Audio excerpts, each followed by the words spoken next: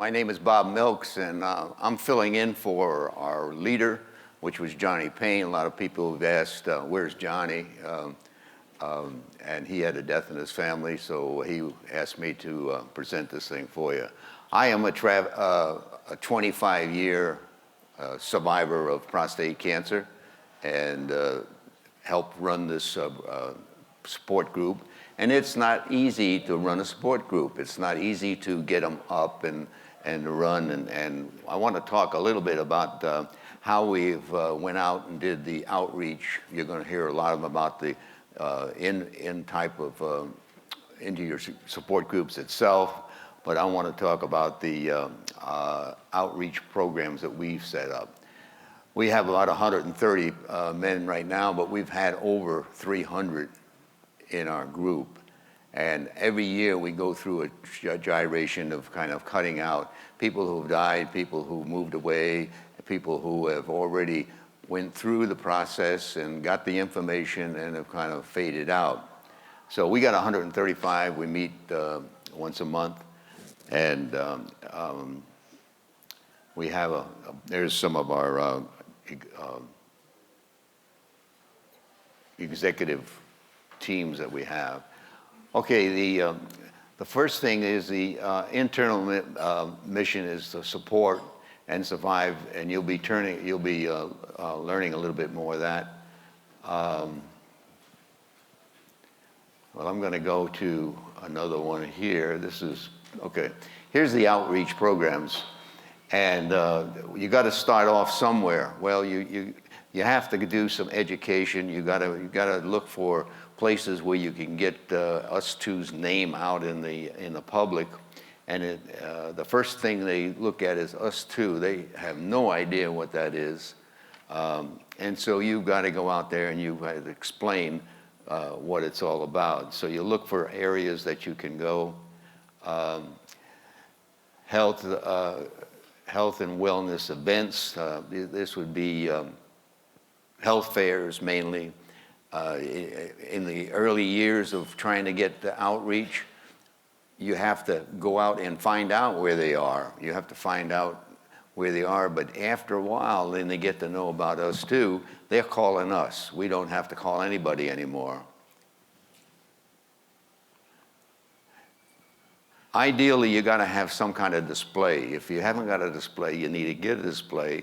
It's got to look real nice. It's got to have, table activity and brochures and stuff, but you got to have something that you can go to a health fair, and we generally have 2 or 3 guys that are volunteers that would go to the health fair and explain what we are and give them some brochures. One of the biggest things is relationships. We talked about that a little bit in here, and you've got to get connected to the medical community, the people that had to deal with cancer. Here's Greenville Hospital System, which is in Greenville. Then we got Gibbs, which is in Spartanburg, and then we have St. Francis, which is in Greenville. And there's the bus that we bring in every year to do it in churches or in parking lots of Walmart or whatever the case may be. And we do it's very successful. The only problem is it's $6,000 a day.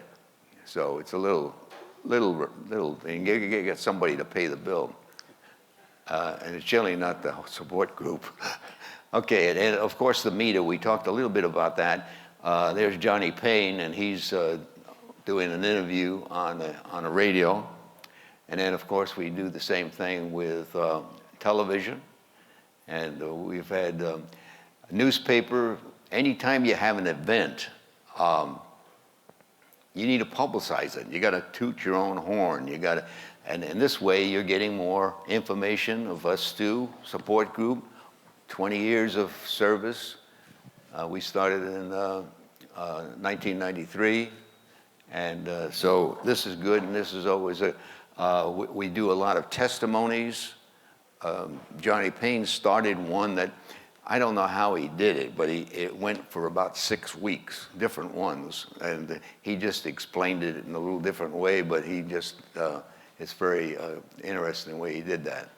The other thing is websites.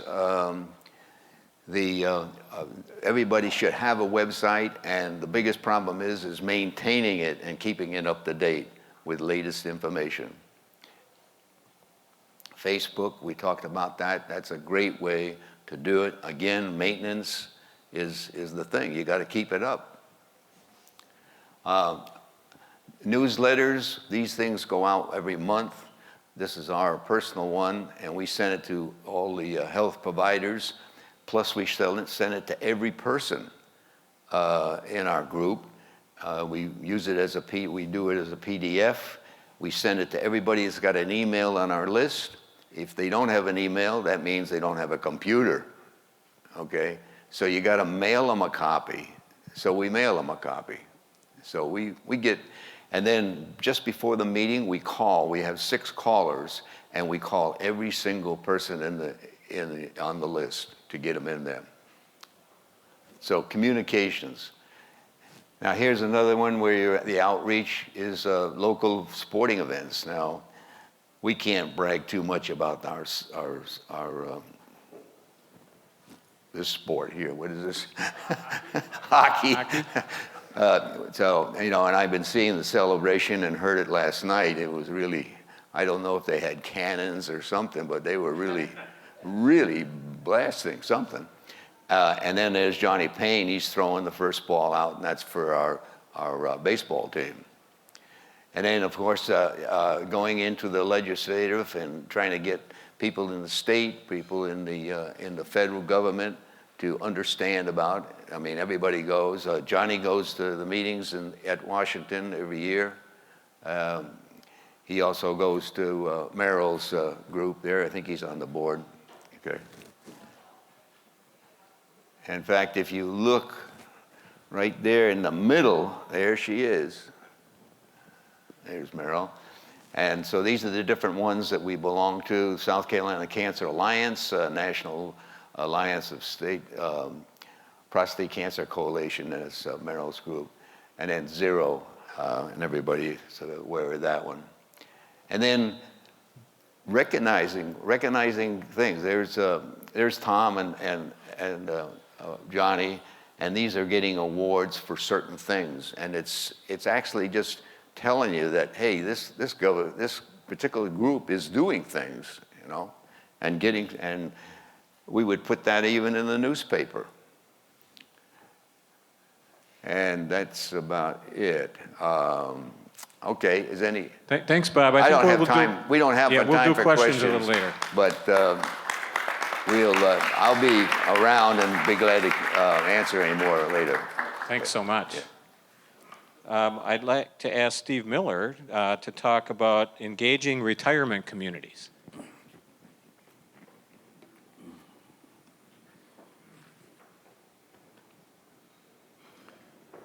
I'm a 7-year prostate cancer survivor.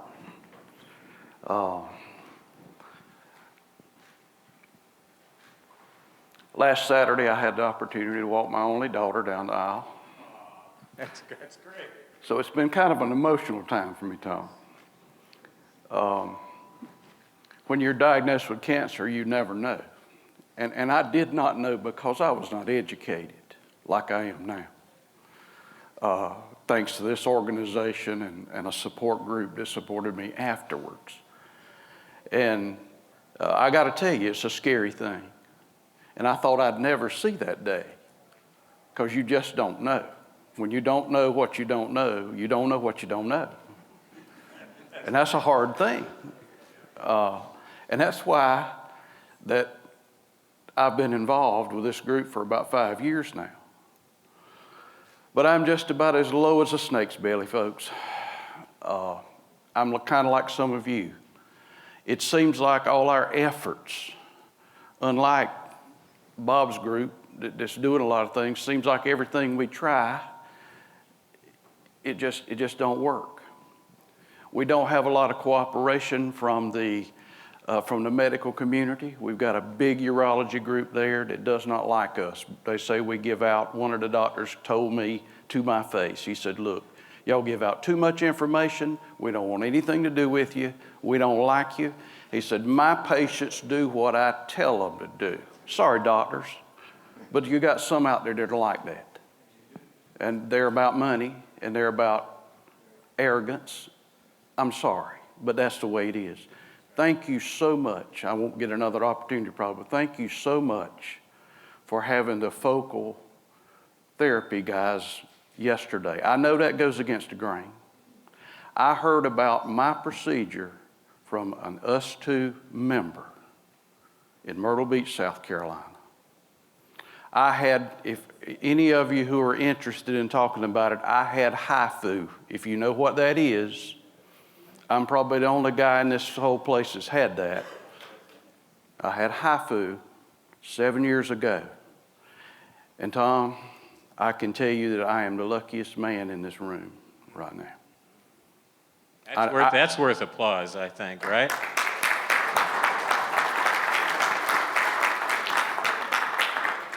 I hear the stories. I've heard your stories of incontinence and ED problems and all the trouble that go along with it, and I have not had that. And for that, I am a blessed man. I am eternally grateful to my God. And I felt like I was led down that path. The steps were ordered for me to have that procedure done. I can't, it was something that I can't explain to you. It was a supernatural thing, if you will. And being a man of faith, I trusted God that He would take me to the right place. I have 7 members of my family who have prostate cancer. Two have passed. Youngest one is 46 years old. And I know this is not talking about retirement communities, but I'll get there. It's a frightening thing, but I've got it all in my family. And we're just I came to this meeting to try to find out information, to regroup. I was ready to quit. 6 months ago, we were, my co-facilitator and I were both ready. Tom Byington were ready to give it up because people were not responding. We had made an effort to change our location to the cancer center who was going to help us out. Come to find out, the cancer center is owned by the same urologist that are not helping us, okay? So when it went to the board, and when it went before the board, they said, no, we're not having that group in here. So you see, we meet some obstacles in Myrtle Beach, along with our location being a north-south-west event. We have our challenges anyway.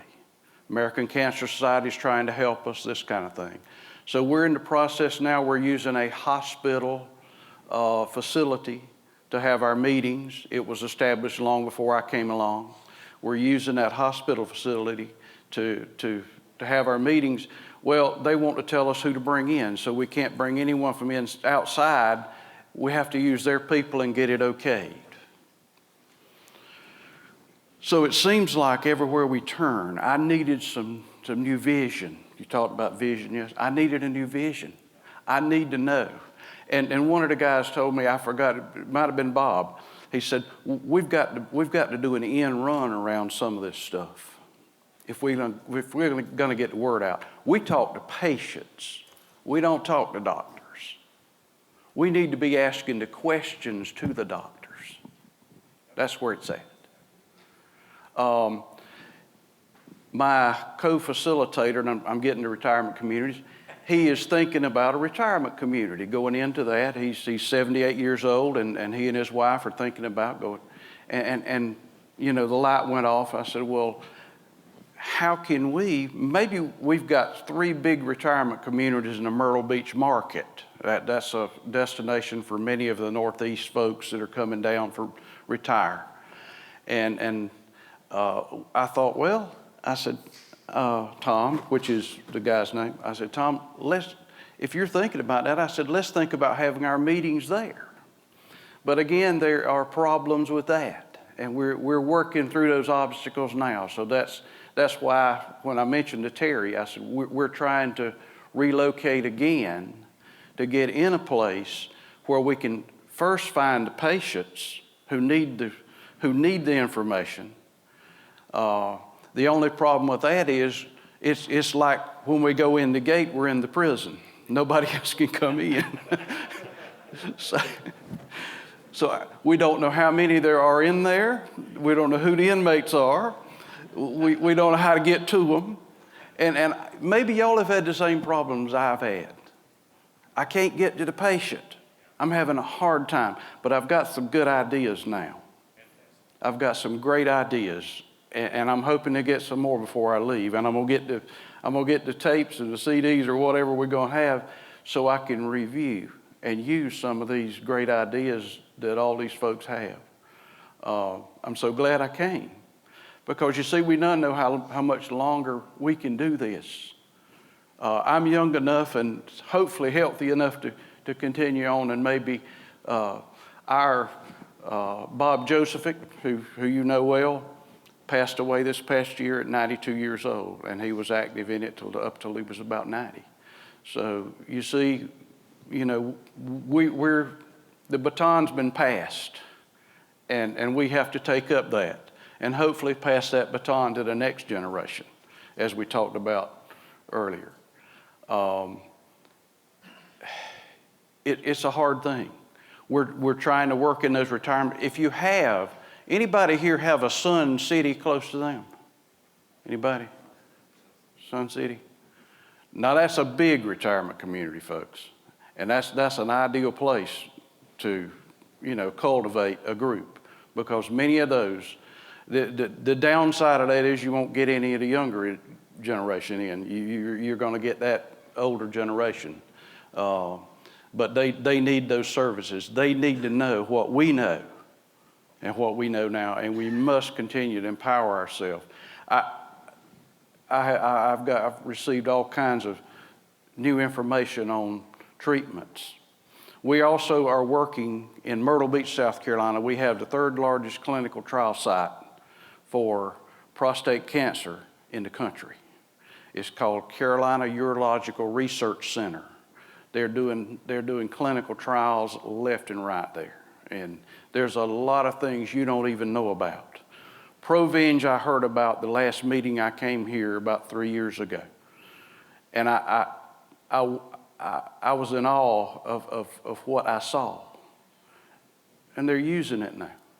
It's there. It's already here. So you see what the information that we get today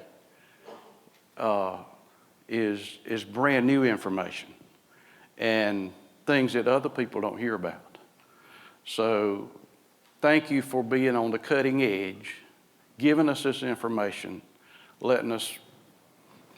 We just got to figure out how to get it out there, whether it be in a retirement community, whether I speak to a lot of church groups, civic groups, anybody that will have me, I'll go. But it's still a hard job that we do, because one of the guys that I was talking to back here a while ago, he said, men just don't want to talk about prostate cancer, and they don't. And people in general don't want to talk about it. But thank you for 25 years of continuing to talk about it. And it's a lot better now than it has been. And hopefully we'll progress on in that, whether it be in retirement community, wherever it be.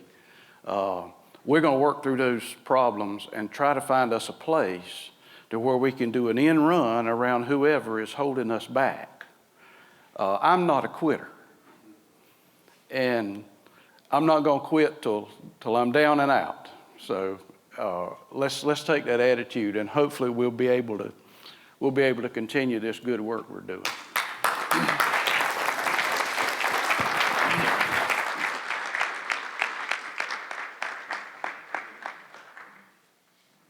That's the inspiration and hope, right? Right? We don't do this alone, right? What we're talking about here today is a partnership. You saw yesterday we had other organizations also who are in the game with us. They also have good materials. You mentioned Merrill, who's sitting right out here, in the National Alliance. And they have a new piece which came from the California Coalition about dealing with primary care docs, and 10 questions, or questions what you call the laminate. So we want to make sure that not only do you guys know about the US2 materials, but other organizational materials as well. And it's all about partnership. It's all about working together. During the break, I heard some interesting comments. Kathy Houchins talked to me about ways that you can go online and find ways to help fundraise. I heard from the Grand Bahamas, we're going to try to see if we can sneak in a quick example of what they've done also to raise awareness. But there's a lot of good ideas percolating in this room. So now we want to have Greg and Sanford talk about outreach to the African American community. I don't know how you guys want to split it up, but go for it. Yes, very much.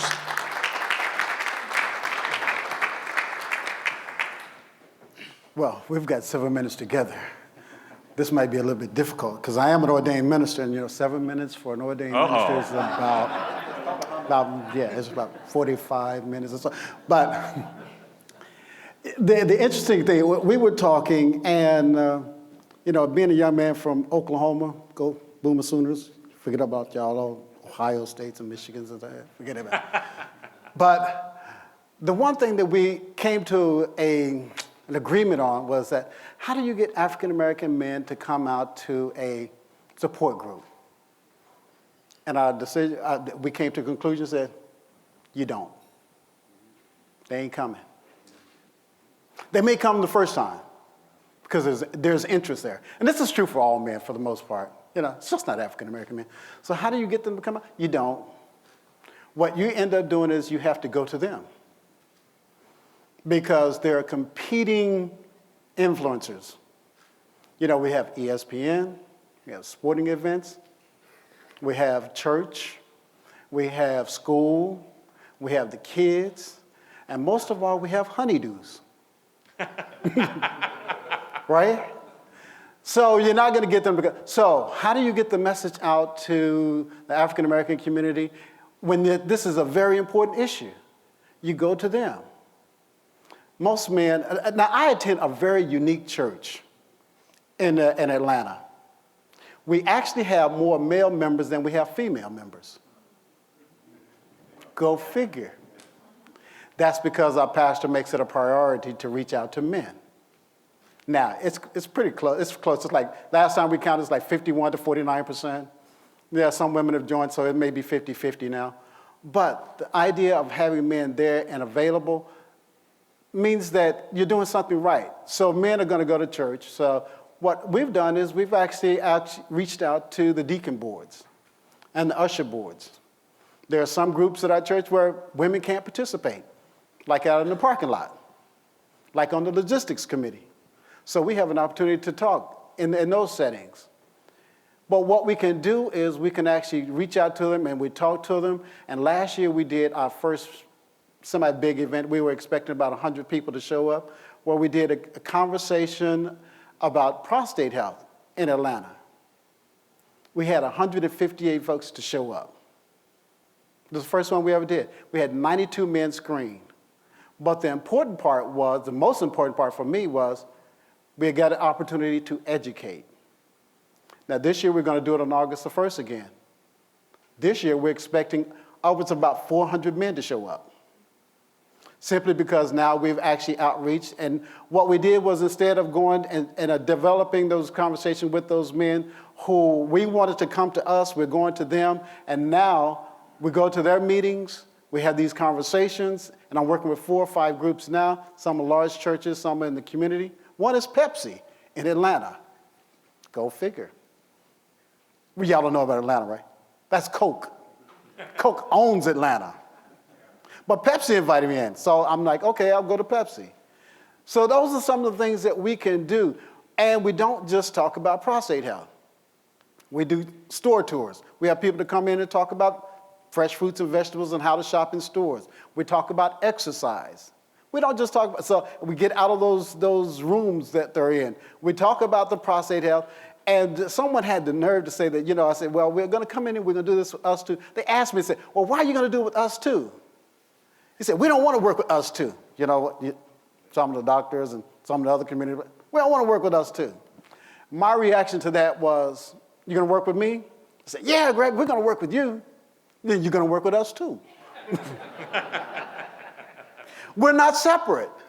And the reason why is that I think we've had about a 7-year relationship. Every time us two comes in, we bring the whole picture.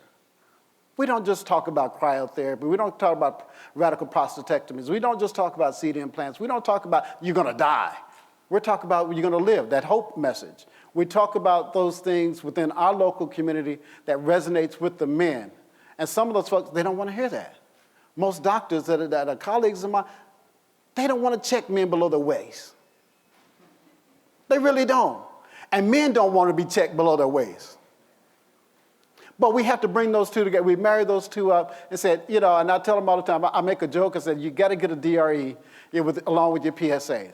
I want to get a DRE. I said, it's only going to take 10 to 15 seconds. It'll save your life. Longer than that, they're playing with you. Ask for dinner. And if she's really cute, you may build a relationship. But the thing about, see how you're reacting? So I get in there and I build the relationships. And the one thing that we can do is we can, just build those relationships. That's how you get into the African American community. You don't just come in, fire for shotgun and then leave again. You have to build relationships and it has to be ongoing. And it's taking up your time now.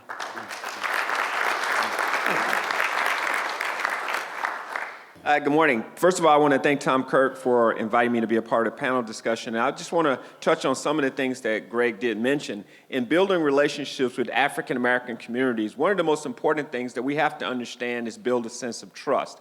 And the most important thing he mentioned was you're not going to actually engage a community and leave. You have to build relationships. And what I want to point out is one of the most important ingredients is to find individuals that you mentioned, individuals like you have before. You have to have someone that we call agents of change. These are individuals who are already in positions to galvanize a community. And sometimes it's often that we believe that we need to bring certain strategies. In the African American community, they have existing structures in place. If you're going to actually go through the churches, why not go through the health ministry? One of the key ingredients for African American communities is fraternities and sororities. What I want to emphasize with this community, it is not a requirement to have someone that's older to actually be a spokesperson. It is preferred you have someone younger. As mentioned several times before, get a younger person to actually be the engaging person because you have more sustainability. The one key ingredient that us two brings is credibility and resources. And one of the things that we did in Birmingham, Alabama, and even in Springfield, Massachusetts, we was able to actually utilize the Us Two name to get credibility to what we were talking about. So when we did talk to physicians, and you're exactly right, physicians were not reluctant, they were pretty much reluctant to actually say, I want to support a prostate cancer group, particularly for African American men. What we did in Springfield, Massachusetts, and we're actually starting to do the same thing in Austin, Texas, is actually utilize an existing structure. In Austin, Texas, they have a prostate cancer group loosely fit. They had never heard of Us Two. So the next strategy that we're bringing, myself and Bob Wright, we're going to actually do a presentation to the group and actually have them learn more about Us Two because they had never heard of it. Last but not least, the last thing I want to mention, and Greg said the same thing, for the African American community, the reality is that the healthcare system is still a sense of distrust. We still have a sense of not quite sure if I want to be a part of this. How many people actually look like me who are actually part of the system? So that goes, in fact, having someone that looks like the community, that's from the community, and they can actually engage the community. And those are key strategies that I want to point out.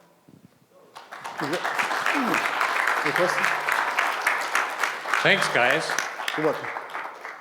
Okay, next we want to ask Dan and Sally to carry the ball here for a few minutes and talk about engaging women and wives and partners, and really the whole issue of relationship. Now, Sally, it's always easy for me to remember your name because my mom's name was Sally, so I have a certain affection for you already. Oh, thank you. So I'm looking forward to these guys. My name is Dan Bard, and I've been a facilitator for the Villages, Florida Prostate Cancer Support Group for the last 10 years. Now, the Villages, Florida, maybe some of you know about, is about the second largest retirement community in the United States, about 110,000 people. They're all 55 and plus, of course. And we have a good program. We have between the summertime, between 45 to 50 people come. In the wintertime, we get 75 to even high to 80. We have a meeting every month, year-round, the first Wednesday of the month at 7 o'clock at night at a recreation center in the Villages. We always have a guest speaker. We alternate between different doctors, the discipline. We have radiation oncology, medical oncology, and urology. And we select any doctors we want out of anybody we want in the area. They're all happy to come to talk to us because we are on a neutral ground. We're not affiliated with any medical association at all. Our program started in 1998 by Bill and Sue Henning. And when I took it over, we had a lot of the guys were questioning that they can't ask questions in the meeting because women are there sometimes. And so what we decided to do is incremental to our monthly meeting. Every other month, we started a roundtable meeting, which is later on in the month, which is for men only. At this roundtable meeting, I facilitate it usually because I'm a survivor for radiation and radical radiation and hormone therapy. And we get the guys to talk about their issues. A lot of them have issues with being incontinent, impotency problems, and libido problems. And so getting the people to talk among the group is very important and rewarding. And in those roundtables, we usually get between 25 and 35 men come to those sessions. And at that time, a while back, and my wife has decided to go and to start a women's group, and so I'll let her talk now. And I don't need that. I'm Sally, and thank you for inviting us. It's a pleasure to be here. Dan covered what the Villages is and what it's about. And being a retirement community, there are lots of cancers, and there's lots of prostate cancers. When we were talking about the subject that I'm going to speak about, the side effects and the management, the first thing that came to my mind was hormone therapy. I think hormone therapy, at least when Dan had it, and from what I've observed in our group, is that there's a lot of side effects to hormone therapy. It seems that when Dan was going through it, there was the hot flashes.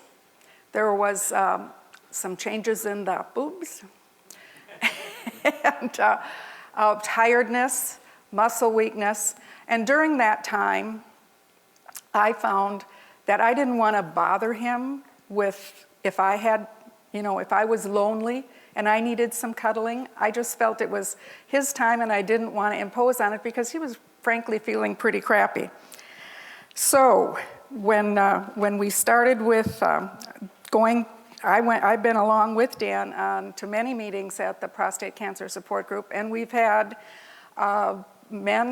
doctors speak, and they're talking about sex, they're talking about relationships, but it's in a mixed group. And it's difficult, even with those professional speakers, to raise your hand and ask a question about intimacy. And when I'm with my book group, when the ladies play golf, when the ladies get together for a chat, neighbors, it's, again, something that you're not going to bring up. I mean, we talk about, our medical issues, but intimacy is another ball game. So when this opportunity came to have a women's support group, I was approached by a couple women at the general meeting, and so they suggested, well, why don't we get together and talk about a women's support group? And so we decided to go ahead and do that. We have our first meeting, very first meeting, was in May. We had 10 women come to the meeting. We were sitting we were in the same room as Dan's group is meeting, but there was a divider, so we had no contact with each other. We went around the room. We were sitting in a circle. We went around the room and spoke about different places that the ladies were in dealing with their husbands' treatments, the treatment path that their husbands had chose, how they chose it. And then a few brave women entered the danger zone, and they talked about intimacy. I was surprised, because this is the first time this group is meeting, but it was such a relief. And there was so much empathy in that room and so much compassion in that room that we could actually talk about the subjects that are really hard to talk about. After the meeting, I just felt, I want to keep this going. And it's such a wonderful, the women bonded tremendously. And we had women that were starting out with their husbands as far as trying to determine which treatment to have. We had a woman who spoke initially, and she said her husband was going to get treatment for prostate cancer. So it was everything. And then we had women whose husbands were in stage 4 cancer. So we're having our next meeting in July. I'm hoping that that energy that was started in this first meeting continues. I know when we left the first meeting, a lot of the women were exchanging email addresses. And so I'm anxious to get back in July to find out just how much has happened within this community and how they've kept in touch. Another really neat thing about this is that we were meeting at the same time. The men on one side, the women on the other. They came in together, they left together. Wow, is that an opportunity for a conversation on your ride home? I think so. So thank you so much.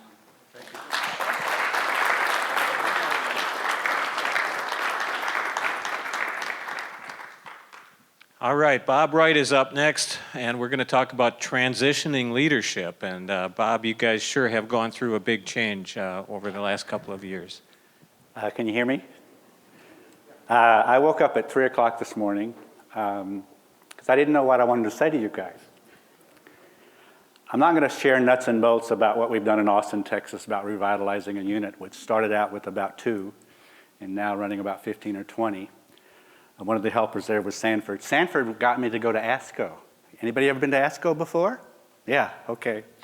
And then Keith Hoffman's in this group. He's on the US2 board. And several of us have participated in the Department of Defense as consumer advocates. I just want to share a couple things that were helpful. We knew in Austin, Texas, after Mike Jones passed away, that we needed to relocate. We were in a Nazarene church, had always been there, but people were coming in and out during our meetings and stuff, and very small. We know we needed to rename. So we took the US2 Austin name and added to it the Mike Jones Memorial Chapter after Mike passed away. It's a gift and a legacy you can give to that leader in transition, but the greatest gift and legacy you can give to them is to rebuild what they started and put it back together again. So I want to share with you some things that I think may be important to us that have more to do with our passion than the nuts and bolts of how we do things. We have a cancer support group at the VA that I facilitate, and it's not a prostate cancer, it's all cancers, but it's called HOPE. And guess what it stands for? Helping other patients emotionally. So we know that in the word hope, it really has more to do with where you are spiritually and emotionally than where you are physically. And I have this sense, the word holy, and the minister knows this, means set aside for a special purpose. And those of us who have been mentored and who are asking to mentor have been set aside and kept around for a special purpose. And that puts us in that relationship with what we do to not be trivial. It's not easy to do. It's not just something that men have decided to talk about and do. It is a sacred commitment to the legacy of our brothers. And I was in the 101st Airborne in Vietnam. We are a unique band of brothers. And we have a legacy of commitment to make sure, I was a medic in Vietnam, that we take care of our brothers. I find that what I'm doing now as a retiree in a 9-year stage or a Gleason 10 survivorship, that I'm a medic again. But my medic is with my brothers with prostate cancer. When I got diagnosed, my son Adam said to me something that just resonates and rings with me very often. Because I went to an US2 regional meeting Terry put together, and I remember standing in the back of that room in Austin, Texas, full of you guys, and not sure if I was going to be around to do anything. And so my prayer and my wish was, God, don't cure me, but just keep me around long enough to help other men, and guess what? I'm going on 10 years. It's amazing, okay? But Adam says to me, Dad, God's not done with you. And I didn't know, in his words, as my son, what it really meant until I realize now. What we are doing when we take on leadership is we're passing on the legacy to make sure that when we've been mentored, we didn't forget who mentored us. And my mentoring has a lot to do with a guy named Mike Jones, who started the Us to Austin chapter 10 years ago, passed away from metastatic bladder cancer about 2 years ago. When I got diagnosed, I didn't know anybody until I met Mike. And how many of you know Mike? Okay. Big, burly guy, tattoos, not your typical kind of guy, but he mentored me. He stepped into the shoes with me empathetically and stepped into my shoes and basically became my dear friend.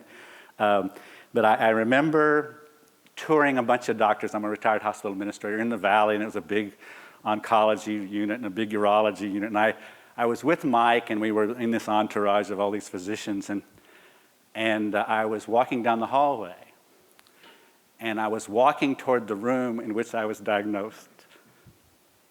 Well, no one noticed it, except Mike.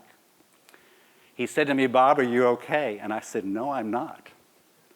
And he and I went out in the lobby as I was having a semi-panic attack, and they finished their entourage.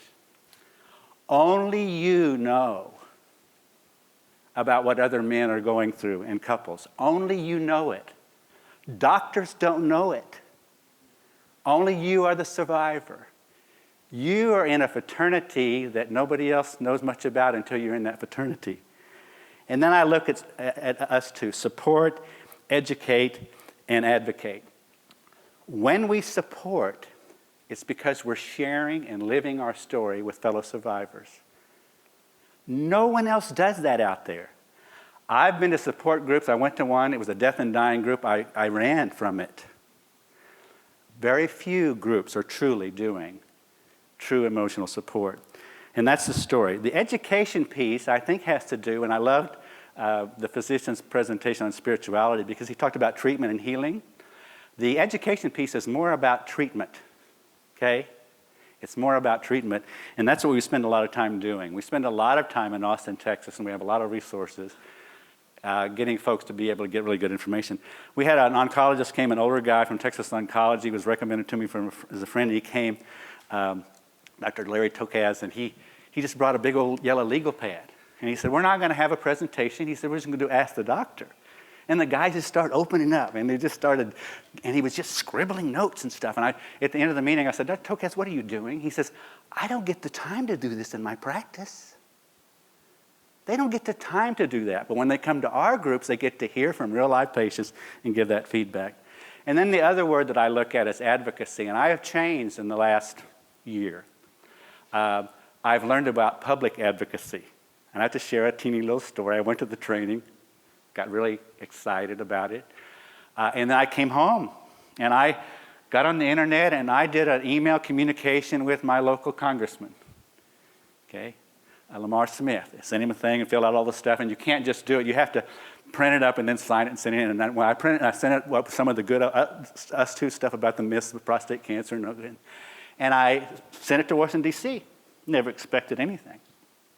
About a week later, being retired, I'm sitting around home doing nothing. The phone rings. Mr. Wright, this is so-and-so, the veteran legislative aide with Congressman Smith in Washington, D.C. He said, the congressman got your letter and he was very interested, okay? The same thing as my new state representative is a woman, a newly elected woman in the Texas legislature, and she's very proactive on women's health. So when I did her letter and put it together, I put down there at the bottom, you know prostate cancer is a couple's disease? The next week I got a call from the legislative aide. That is public advocacy. I've just learned through ASCO and what Stanford has done, there's so much now out there in what we call research advocacy. We as men and families need to become very proactive around the word research because we're the recipients of it, but most of us have very little knowledge of what goes on. Only 3% of all cancer survivors of all cancers participate in clinical trials. You would not be here surviving today if it weren't for people participating in clinical trials, particularly children with leukemia, in the 1950s. I'm going to give you the name of a book. I think it's a good read. It's called The Emperor of All Maladies, and we're doing a summer series on it. Write it down, The Emperor of All Maladies. It is a biography of cancer. Get it and read it. It's a blessing and a story. It goes all the way from the beginning all through the end, and it's written by a medical oncologist. So I want to say to you, there is hope. That hope has meaning. You have an obligation in the transition, if you're leading a group, to begin to groom a leadership team. I wouldn't be doing this without Sanford and Keith and a new guy named Bill Seif who's coming up. The men are there if you find out the things that they can do well, that they're good at, that gives them a bit and a piece of the responsibility, not of all of it. So we're happy to be part of us too, and happy to be part of the Mike Jones legacy in Austin, Texas. Thank you.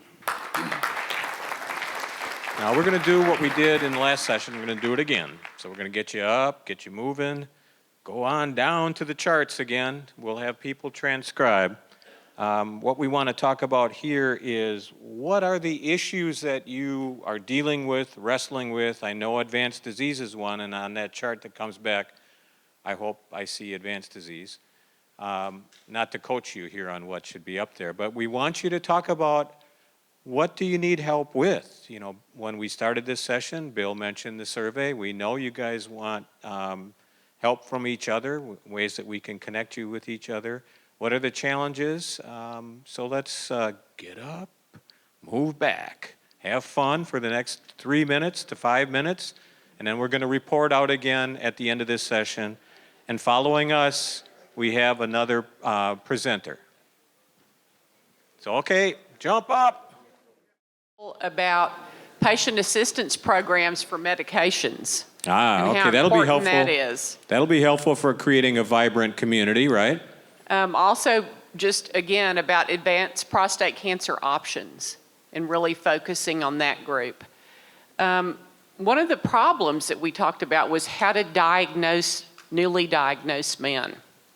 And a lot of that is through social media. Great. So utilizing social media.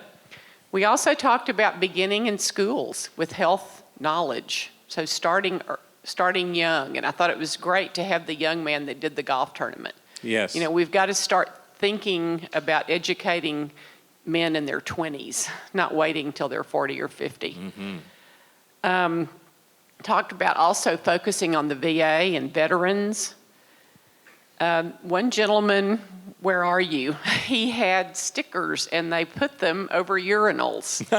And they say, ignorance kills, what's your PSA? Or know your PSA. Good one. And I thought that was great.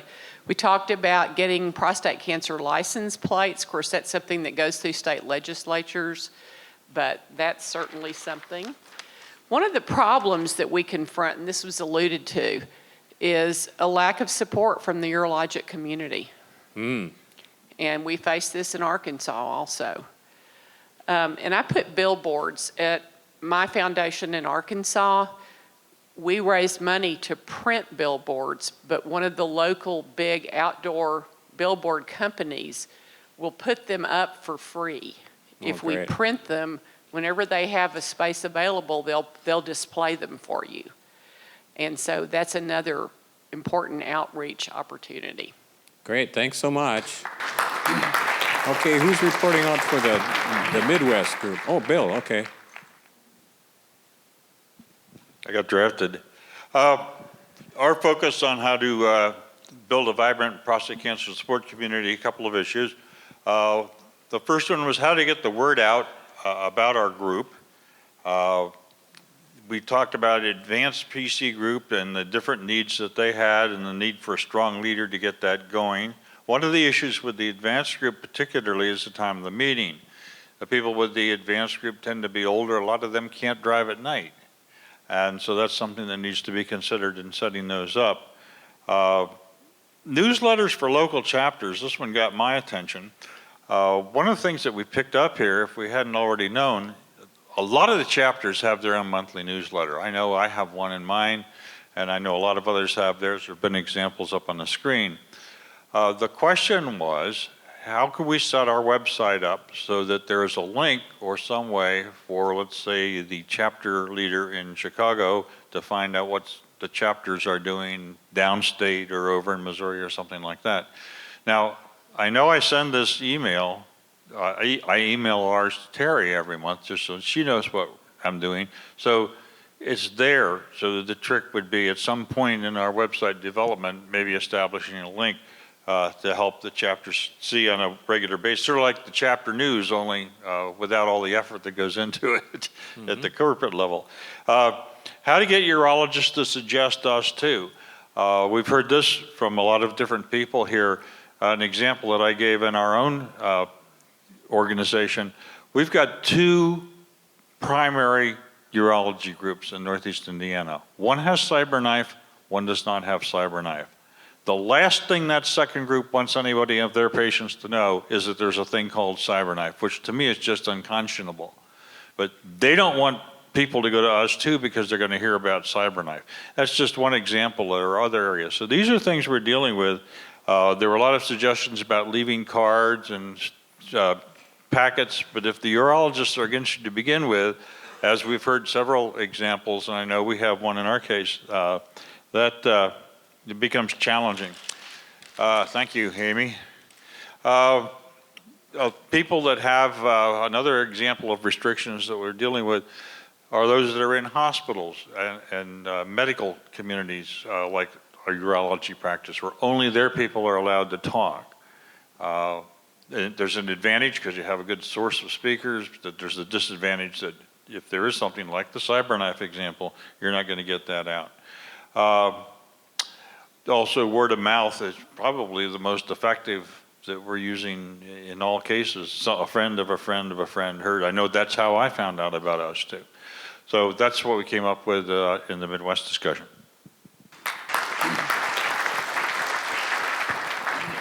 All right, Terry has the mic for the West. Okay, I think the West Coast folks don't want to go to support group meetings. I think the biggest struggle, it sounds to me, is that more and more people are going to the internet. They don't want to go to meetings. So we need to find a way to still connect with people, not face-to-face. So how can we do that? Maybe we could have more webinars, Skype, so that we can collaborate with the other groups in our own area, within our own state, do more virtual type things like what John Teisberg is doing, because it seems to be the way of the future. People don't have time, no one has time. So there's got to be a way with all this social networking that we have available to us to still be able to communicate, but do it from your own home and not have to go out to do it. But you can still have that bond through that kind of networking. You're still talking and getting that support that you need. I think that once you establish that bond with these other people, then you're gonna feel that closeness, even if it's over the phone. You don't have to be face to face. So that's a huge, it's an issue. Then I think my group was saying they want to take a better example from what they're doing in the Black community. Get out there to the churches, get out there and go to them and talk about the organization and what you're doing. Talking about Lions Club, same thing, VFW halls, taking the information to them. Again, which we always keep hearing, get the wives engaged. It's the best way. Get your women behind you, or maybe go out to women's groups and collaborate with them, other like breast cancer organizations, any other groups of women who meet, they care about their men, so they're gonna get the information to them.